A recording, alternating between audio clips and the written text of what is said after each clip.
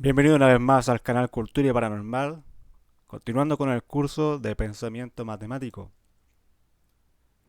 El día de hoy vamos a hablar sobre las fracciones. Las fracciones es una forma nueva para poder escribir un número, cuya propiedad principal es que no debe perder el valor original. El símbolo que se ocupa es A dividido en B, sean A y B cualquier número, siempre y cuando que A y B mantengan el número original. Es importante saber que B no puede ser cero, es decir, que el denominador nunca puede ser un número cero, ya que esto es imposible dentro de lo que es las matemáticas. Acá tengo el ejemplo, por ejemplo, el 3. El 3 yo lo puedo escribir como 18 dividido en 6, porque si yo ocupo la calculadora y pongo 18 dividido en 6, va a continuar siendo 3, el valor original.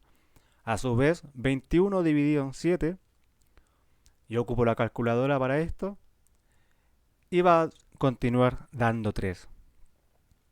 Aquí también tenemos una representación de un número decimal, 2,56, que se puede escribir convenientemente como 256 dividido en 100.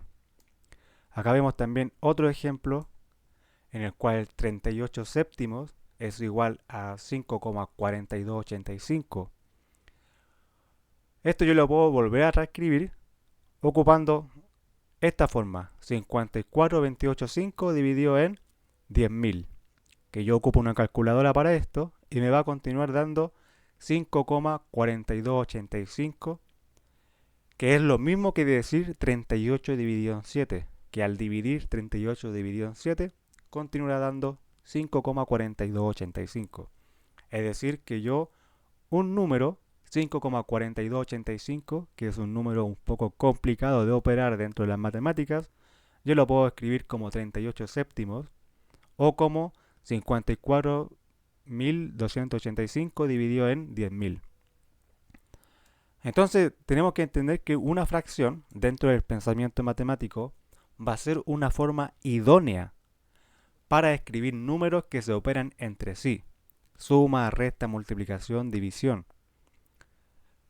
Y todo número se puede escribir como una fracción de distintas formas sin que pierda el valor original. Por ejemplo, el 5 puede ser 25 quintos, o 10 medios, o 30 sextos, o 35 séptimos, etcétera. Siempre y cuando que al ejecutar la división del numerador con el denominador, el valor original tendrá que ser 5 en este caso. ¿Por qué digo que números que se operan entre sí? Acá tengo 3,75 menos 2,98. Ejecutar esta resta es un poco complicada porque al ocupar una coma, al haber comas, nos podemos confundir.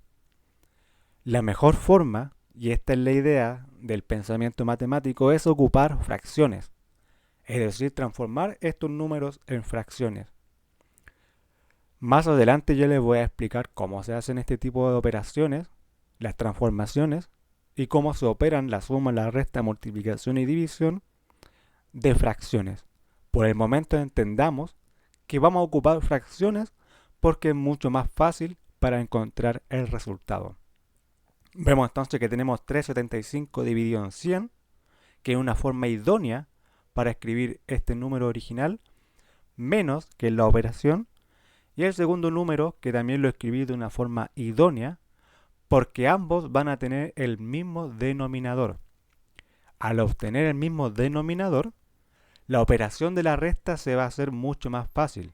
Es decir, que esta resta que tenemos acá, convenientemente ahora en fracciones, me va a dar 77 dividido en 100.